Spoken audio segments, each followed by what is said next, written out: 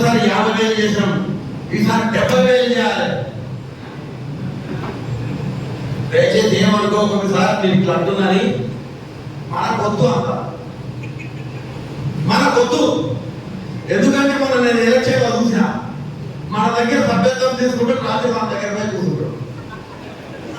అసలు మనకు అవసరమా? మీరే చెప్పండి, అవసరమా? నేను ఏం చెప్తున్నా మీకు అందరికంటే, ఇవాళ తెలంగాణ కోసము పోరాడే సైనికులు మనకు కావాలి. పోరాడే సైనికులు యువతను నేర్పించుకోండి, యువతను నేర్పించుకోండి. యువత ఏమైనా ఉంటే ముఖం మీద మాట్లాడతారు, కొట్లాడతారు, కానీ అక్కడిక్కడ తిరగారు. అలాగే ఇంతకుముందు మా సోదరులు చెప్పినట్ల 33% మహిళలను చేర్పియాలి. కంపల్సరీ 33% మహిళలను మెంబర్షిప్ చేర్పియాలి. ఏమైనా పట్టుకోవడం ఆడవాళ్ళు 33% ఆడవాళ్ళు కూడా నాకు మెంబర్షిప్ కావాలి. రైతుల దగ్గర పోనీ, రైతుల మెంబర్షిప్ కావాలి. కోపంతో ఉన్నారు వాళ్ళు. రైతులు పార్టీలు మారాలి, మన రైతులు పార్టీలు మారాలి. కానీ మీకు అందరికీ తెలుసు, రేవంత్ రెడ్డి చెప్పిన మాటలకు మోసపోయిండ్రు, తెలవక మోసపోయిండ్రు. కొంతమంది నాయకులేమో పూసి పిల్లలాగా ఇక్కడ అక్కడ 2 దగ్గర కూడా వాళ్ళ కడవలు వేసుకున్నారు. జోబులో ఒక కడవ, మీద ఒక కడవ వేసుకున్నారు. అందుకే అటువంటి వాళ్ళు మనకొద్దు. నేను ఇంతకుముందు లీడర్లకు చెప్తున్నాను, అరే కాంగ్రెస్కి వెళ్ళి ఎవరన్నా మన పార్టీకి వస్తే సార్ తీసుకోండి, సార్ బీజేపీకి వెళ్ళి ఎవరన్నా మన పార్టీకి వస్తే సార్ తీసుకోండి. మళ్ళీ ఎట్లా సార్, మన పార్టీలకి వెళ్ళి ఎవరైతే పోయిందో వాటి మాత్రం తీసుకోండి.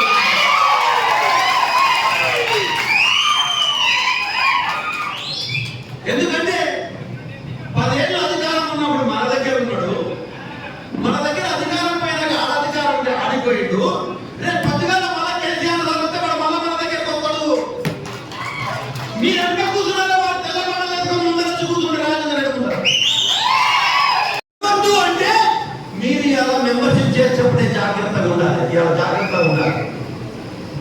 ఎందుకంటే రేపు పొద్దుగాల వచ్చి చెప్తాడు, సార్ నేను మీ మెంబర్ను, నా దగ్గర కాదుంది, నేను మీ పార్టీ సార్ అంటాడు.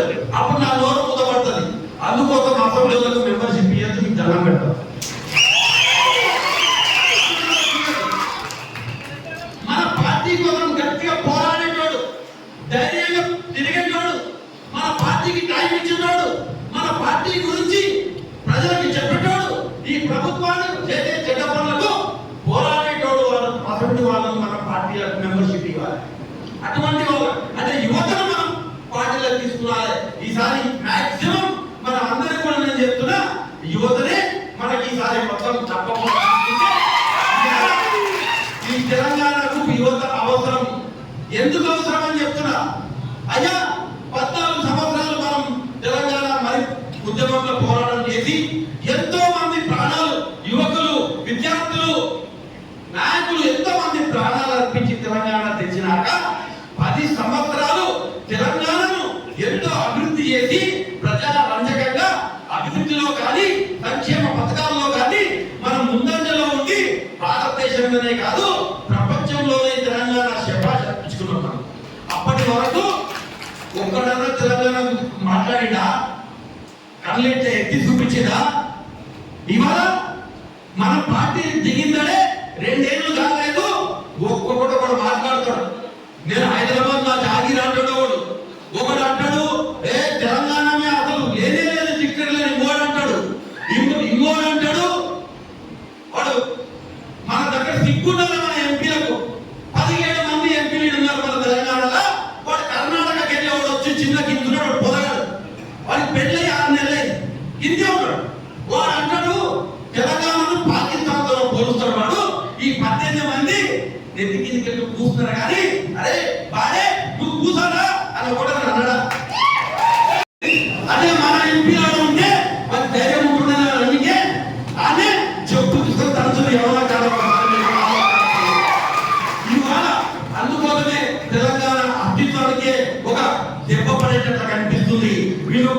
దిగజారులు చేస్తున్నారు, లోపట్లోపటే ఏదేదో నడిపిస్తున్నారు. దయచేసి మనం అప్రమత్తంగా ఉండాలి. ఇవాళ తీసుకొచ్చిన తెలంగాణ ఎవరైతే బలిదానాలు చేసి తీసుకొచ్చిందో ఆ బలిదానాలు వ్యర్థంగా పోవద్దు. ఆ తెలంగాణ వాళ్ళు కష్టపడి చచ్చి వాళ్ళ చావు బతుకులు వాళ్ళు మనకిచ్చి మన తెలంగాణ ఇచ్చింది కదా, దాన్ని కాపాడుకోవాల్సిన బాధ్యత ప్రతి బీఆర్ఎస్ కార్యకర్త మీద ఉంది. ఆలోచన చేయండి. మనం ఏం ఆడితే మళ్ళా ఏదో గూడు పుటాని అవుతుంది. ఎవరు వచ్చినట్ట వాటి ఇష్టం వచ్చినట్టు మాట్లాడటం సిగ్గుశరం ఉండాలి. అయ్యా నేను మాట మాట్లాడతా, ఇలా కొత్తగా చూస్తున్నా ఇలా పేపర్లో చదివినా, ప్రాంతీయవాదం వద్దంట జాతీయవాదం కావాలంట.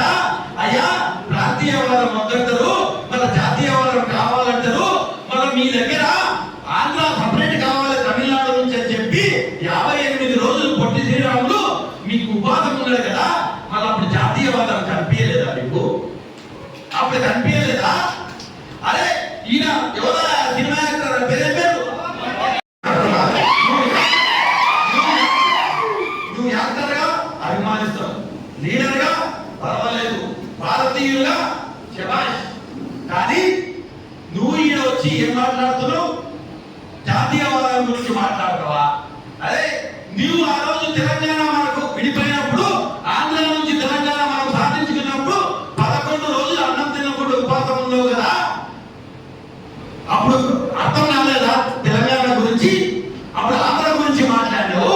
తెలంగాణలో దిద్ది దాకి ఆంధ్రలో టెంకాయ చెట్టు కాలిపోతున్నావు. ఇవాళనేమో నీకు ఇక్కడ వచ్చి నిలబడతావా? సిగ్గుశరం లేదా? అన్నం తింటావా, కడుపుకు గది తింటావా?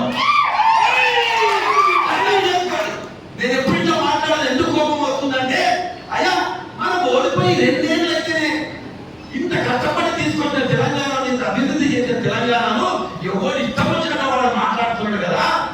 మనకు తీమునెత్తు లేదా?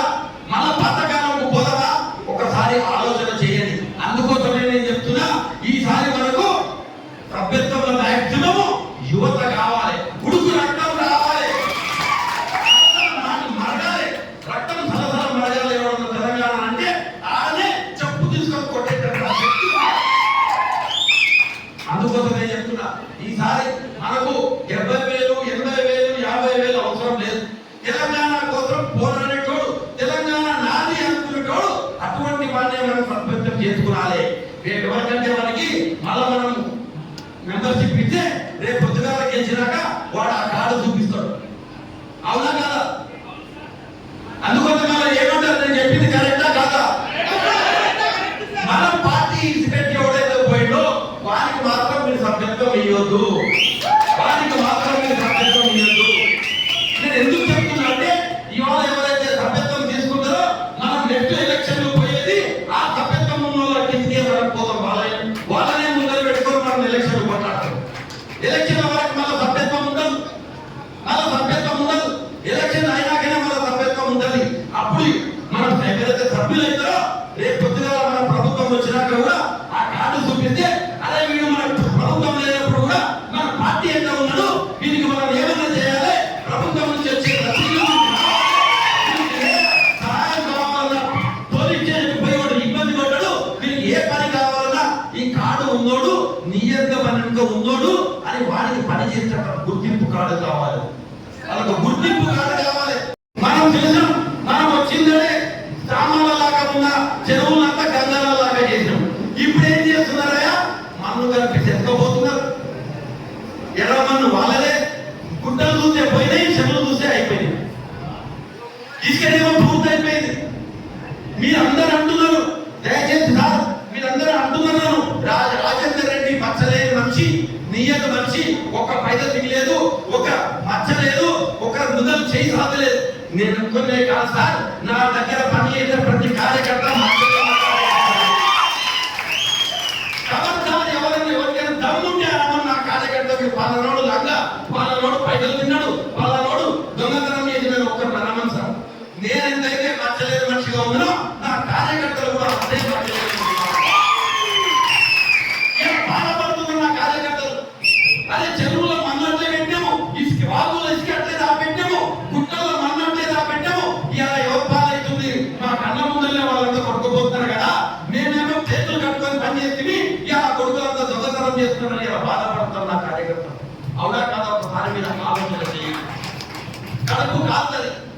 అయ్యా అప్పుడు మాకు ఏం చెప్పిండు కేసీఆర్ సార్ అంటే మాట్లాడక 2001 నుంచి 2014 దాకా ఇంతమంది చచ్చిపోయినాం. ఇక తెలంగాణ వచ్చింది. అప్పుడంటే తెలంగాణ లేకుండా ఇప్పుడు తెలంగాణ వచ్చింది. ఇప్పుడు తెలంగాణలో ఉన్న వాళ్ళందరూ మన తెలంగాణ బిడ్డలే. వాణి మీద మొగంతులకు అందరికీ లబ్ధి చెందాలి. ఏ కార్యక్రమం వచ్చినా ఏ సంక్షేమ పథకాలు వచ్చినా అందరికీ అంత మన పిల్లలే అందరినీ కడుపు పెట్టుకొని చూసుకోవాలి. మనం ఏమో అట్లే నమ్మి కడుపు పెట్టుకొని చూసుకుంటుంది. మళ్ళీ ఇప్పుడు ఏమైంది? పొద్దుగా పోతే మా పిల్లలు మా కార్యకర్తలు పోలీస్ స్టేషన్ చుట్టూ తిరుగుతారు. పొద్దుగా పోతే ఎంఆర్ఓ ఏడిపిస్తాడు. ఇల్లు అడిగితే ఇండ్లు అని అంటాడు. లేకపోతే ఈ కడవ ఉంటే ఈ కడవ తీసే నీకు రోడ్ ఇస్తా అంటాడు. సర్పంచులను బెదిరిస్తాడు. బిల్లులు చేయనంటారు. ఇట్లా ఇలా మాకు కూడా మీరు నేర్పిస్తుంది కదా.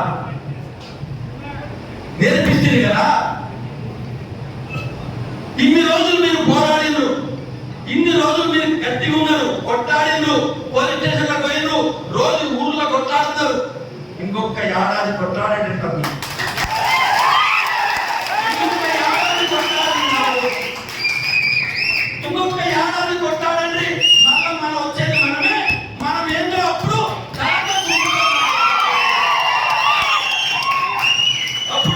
వాళ్ళందరూ కూడా ఏమన్నారు? మనమంతా ఏమన్నాము? తెలంగాణలో ఉన్న పిల్లలంతా కూడా మా పిల్లలే తెలంగాణ బిడ్డలకు అడబెట్టి చూస్తున్నాం కదా. ఇంకొక ఏడాది మీరు పోరాడండి. అవును సర్పంచ్ ఎవరు అడుగురా సార్ నాకు ఇల్లు కావాలి 50,000 లంచం పెట్టారు. అవునా కదా? నేర్పిస్తుంది కదా తల్లి. మాకు కూడా నేర్పిస్తుంది కదా. మేము కూడా కడవ చూసే బొట్టు పెడతాం కదా. మేము కూడా ఇప్పటి నుంచి మేము నేను కండవాల చూసి బొట్టు పెట్టే ఉంటే మీరు తట్టుకోలేరు. మీరు చూసిరు.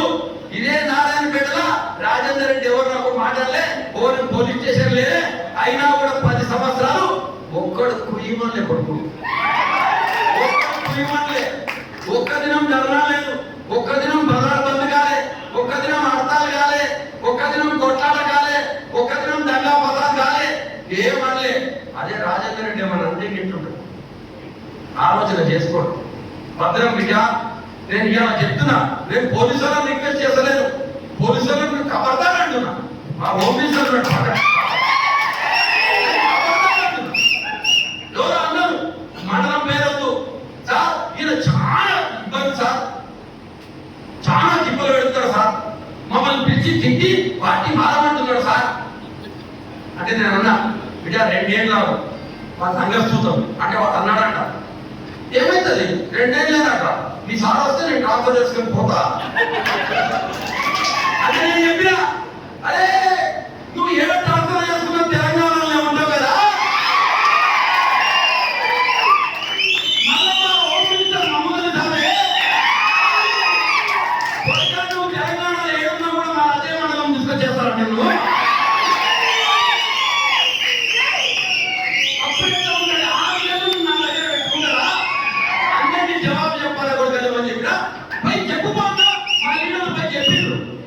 చెప్తే వాడు లోపట్లో కూడా పైసలు ఇచ్చి ట్రాన్స్ఫర్ చేయించుకున్నాడు.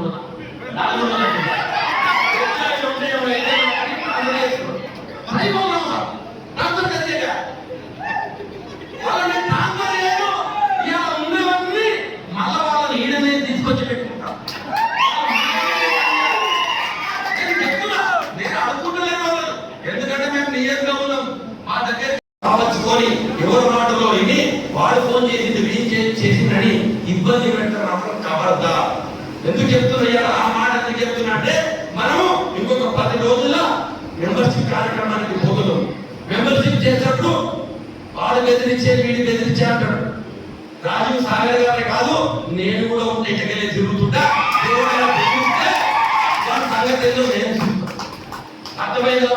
అందుకు మనం ఏం చేద్దాం ఇంతకుంది అంటే ఈ మెంబర్షిప్ కోసం ప్రతి మండలం నుంచి 7 నుంచి 9 మందిని కోఆర్డినేటర్గా పెట్టాం. అంతకుముందు ఈ ఎస్ఐఆర్ అని ఒకటి ఉంది, స్పెషల్ ఇంటెన్సివ్ రివిజన్ అని ఒకటి పెట్టింది కదా. దానికోసం కూడా ట్రైనింగ్ కోసం ప్రతి బూత్కు మనం ఒక పేరు ఇచ్చినాం. ప్రతి బూత్కు ఒక పేరు ఇచ్చినాం.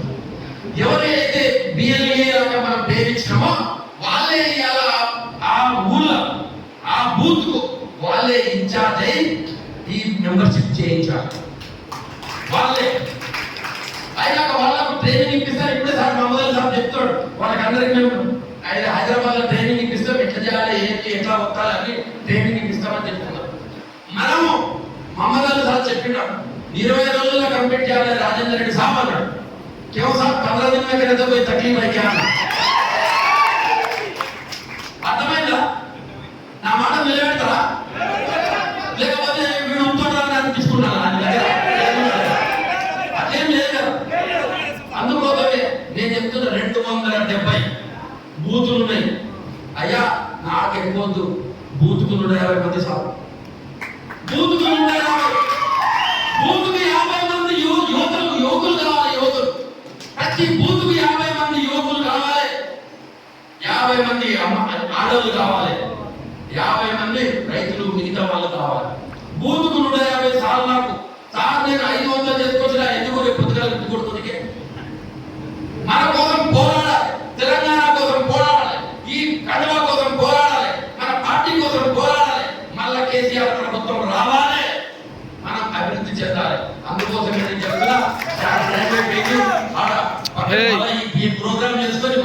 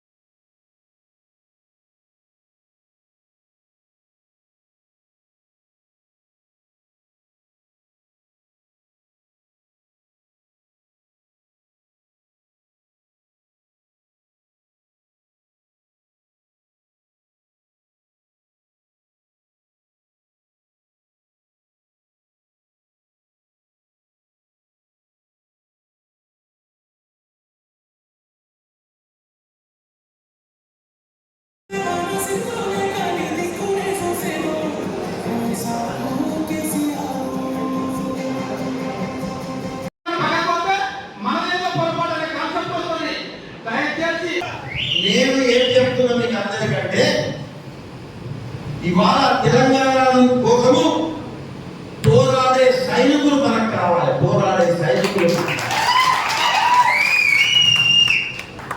కానీ అక్కడిక్కడ చెప్పినట్ల 33% మహిళలను చేర్పియాలి. కంపల్సరీ 33% మహిళలు. రైతుల దగ్గర పోనీ, రైతుల మెంబర్షిప్ కావాలి. కోపంతో ఉన్నారు వాళ్ళు. రైతులు పార్టీలు మారాలి. రేవంత్ రెడ్డి చెప్పిన మాటలకు మోసపోయిండ్రు. తెలవక మన పార్టీలకి ఎవరైతే పోయిందో వాడిని మాత్రం తీసుకోవాలి. ప్రజలకు చెప్పేటోడు ఈ ప్రభుత్వాన్ని చేసే చెడ్డ పనులకు పోరాడేటోడు అటువంటి వాళ్ళను మన పార్టీలకు మెంబర్షిప్ ఇవ్వాలి. అటువంటి వాళ్ళు అంటే యువతను మనం పార్టీలకు తీసుకురావాలి. ఈసారి మాక్సిమం మన అందరికీ కూడా నేను చెప్తున్నా, యువతనే మనకి ఈసారి మొత్తం ఎంతో అభివృద్ధి చేసి ప్రజా రంజకంగా అభివృద్ధిలో కానీ సంక్షేమ పథకాల్లో కానీ మనం ముందంజలో ఉండి భారతదేశంలోనే కాదు ప్రపంచంలోనే తెలంగాణ శభాష్ అర్పించుకున్నాం. వాడు కర్ణాటకకి వెళ్ళి వాడు వచ్చి చిన్న కిందున్నాడు, పొదగాడు. వాడికి పెళ్ళి 6 నెలలై కిందే ఉన్నాడు. వాడు అంటాడు తెలంగాణను పాకిస్తాన్ తో పోలుస్తాడు. వాడు ఈ 18 మంది నెత్తికి కూస్తున్నారు కానీ అరే బాడే నువ్వు కూసారా అని కూడా అన్నాడా? అదే మన ఎంపీలో ఉంటే మరి ధైర్యం ఉంటుందని అందుకే అదే చెప్పు తీసుకొని తరచులు ఎవరో కాలం ఇవాళ అందుకోసమే ఆ బలిదానాలు వ్యర్థంగా పోవద్దు. ఆ తెలంగాణ వాళ్ళు కష్టపడి చచ్చి వాళ్ళ చావు బతుకులు వాళ్ళు మనకిచ్చి మన తెలంగాణ ఇచ్చింది కదా, దాన్ని కాపాడుకోవాల్సిన బాధ్యత ప్రతి బీఆర్ఎస్ కార్యకర్త మీద ఉంది. ఆలోచన చేయండి. ప్రాంతీయవాదం వద్దంటే జాతీయవాదం కావాలన్న నుంచి అని చెప్పి 58 రోజులు పొట్టి శ్రీరాములు మీకు ఉపాధం ఉన్నాడు కదా, మళ్ళీ అప్పుడు జాతీయవాదం కనిపించలేదా మీకు? అప్పుడు కనిపించలేదా? అరే ఈయన ఎవరా సినిమా యాక్టర్ పేరే పేరు నువ్వు యాక్టర్గా అభిమానిస్తావు, లీడర్గా పర్వాలేదు, భారతీయులుగా శభాష్. కానీ నువ్వు ఈయన వచ్చి ఏం మాట్లాడుతున్నావు? జాతీయవాదం గురించి మాట్లాడతావా? అరే నువ్వు ఆ రోజు తెలంగాణ మనకు విడిపోయినప్పుడు, ఆంధ్ర నుంచి తెలంగాణ మనం సాధించుకున్నప్పుడు 11 రోజులు అన్నం తినకుండా ఉపవాసం ఉన్నావు కదా, అప్పుడు అర్థం కాలేదా తెలంగాణ గురించి?